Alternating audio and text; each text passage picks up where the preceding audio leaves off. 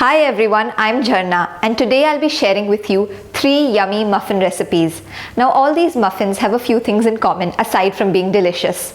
First of all, they're all healthy. They're without any refined flours, no harmful additives, no refined sugars and no unhealthy fats. The next thing that these muffins have in common is that they include vegetables or fruits or both. Now getting 3 servings of vegetables and 2 servings of fruit every day is something that we should all aim for, and these muffins definitely help with that. Now the next thing that these muffins have in common is that they all freeze well. Since muffins are portioned in themselves, it's a great idea to make these in advance or in large batches and then pop them into the freezer as part of your meal planning or to come to rescue on a rainy day when you're either not up to cooking or don't have the time for it, but yet want something homemade and healthy. And aside from being freezer friendly, these muffins are also kid friendly and in fact toddler friendly. I'm mom to 7-year-old twin boys and they never say no to a good muffin. These muffins are in fact good for all age groups and can be used as an evening snack or during breakfast. So join me while I make them.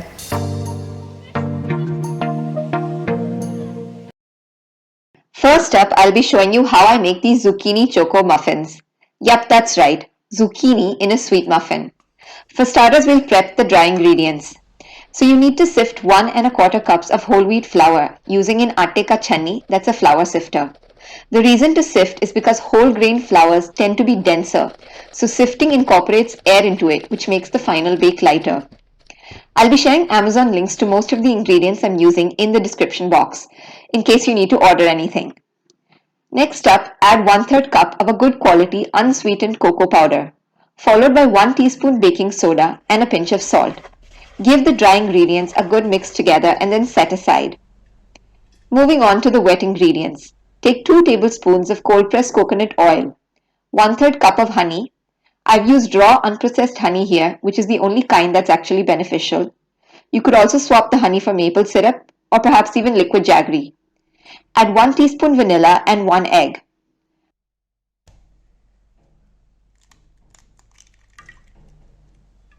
Whisk these wet ingredients using an electric mixer or a hand whisk. Now to the wet ingredients, add 1 grated zucchini. Do make sure to squeeze the excess water out of the zucchini before you add it. Follow this by 1 well-mashed, ripe, full-size banana and a half a cup of milk.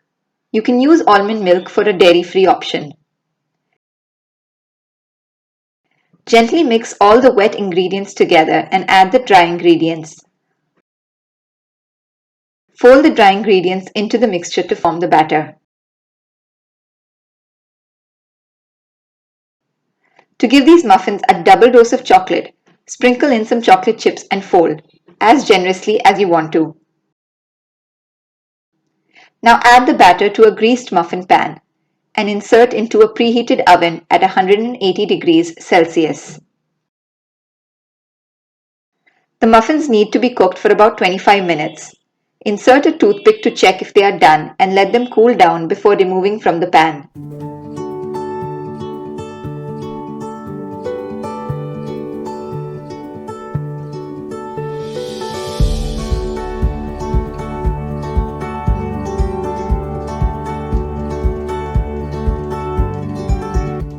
As they say, the proof is in the pudding, and my little boys gave these zucchini choco muffins their full to approval. The chocolate flavor quite obviously hit these muffins right out of the park. This is one sweet snack that you can offer to your children with absolutely no guilt. The next muffin that I'll be sharing with you are veggie-packed savory egg muffin cups. To start off with, we'll need a well-greased muffin tray because egg muffins tend to stick a lot. Alternatively, you can use cupcake liners or a silicone mold. Now we'll finally chop all the veggies that we need for these muffins. One of the veggies that I've used is spinach. And just one tip regarding that is that make sure your greens are washed really well because they tend to be heavily sprayed with pesticides. I wash my greens with water and either baking soda or vinegar. So now my veggies are chopped. Today I've used onions, green capsicum, yellow and red bell peppers, broccoli which I had blanched, as well as spinach.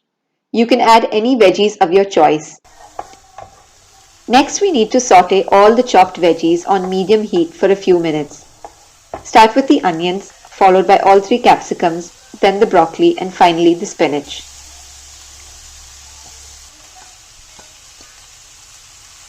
After this comes the seasoning. Add salt, pepper, and garlic powder or fresh garlic. Keep in mind that the eggs will be added to this mix, so the seasoning should be enough for that as well. Mix and cook till well integrated and keep aside.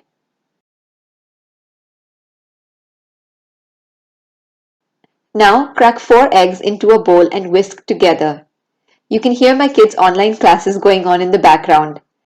I need to hurry up and get these egg cups ready soon so they can have them during their break.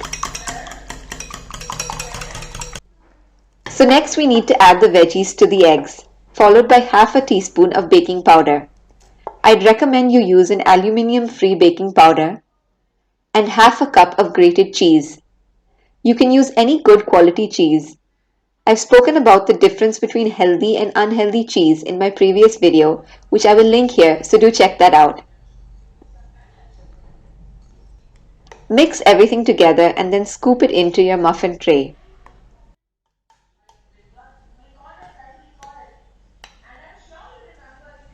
These need to be cooked in a preheated oven at 180 degrees for about 18 to 20 minutes. This is how the egg muffin cups look once ready. They are flourless, of course, so they will not be huge and inflated like other muffins look. These muffins are a great source of protein and vitamins and minerals as well. I've used free-range eggs, and I will link below to a post of mine where I've done a deep dive on eggs and their benefits, especially for growing children. Also, one request: if you're finding this video helpful, please do like and subscribe. Your support will go a long way in helping a new YouTuber like me grow. The next muffin that we'll be making are these super quick and easy oats banana muffins. For the dry ingredients for these muffins, take a large mixing bowl and add 1½ cups of oats, a dash of cinnamon powder, a pinch of nutmeg powder, and a pinch of salt, as well as half a teaspoon of baking powder. Give all the dry ingredients a good mix together. For the wet ingredients, you will need 2 large or 2½ medium-sized overripe bananas, which need to be mashed. I got my son Adhyan to help me with that. I've tried to encourage my children and introduce them early on to cooking and baking. To the banana, add 1 egg and 3/4 cup of milk, both of which should be at room temperature. Mix these wet ingredients together and then gently add them to the dry ingredients. I make these really often at home, and what's amazing about them is that you don't need any sugar for them. Just make sure that the bananas you're using are overripe. At this stage, you can go ahead and add any other additional elements that you'd like nuts, dried berries or other dried fruits, choco chips, etc. In this batch, I've added raisins. Give all the ingredients a final mix. Once that is done, spoon the batter into a greased muffin tin. At this point, you can also add any kind of topping that you'd like to.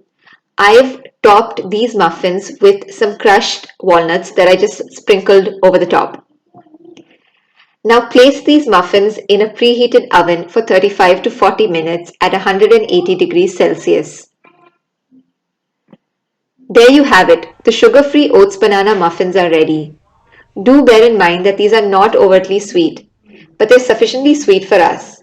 If you tend to need sweeter muffins, then you can add any kind of healthy sweetener that you'd like.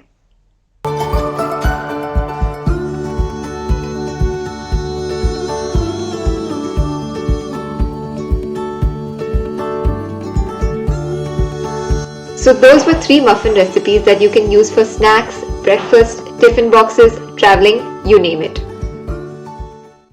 So as you can see, my kids love them. Do let me know in the comments if you try out any of these muffin recipes, or if there are any other healthy muffin recipes you'd like me to try out. I'll be back next week with another helpful video. Till then, stay safe and take care.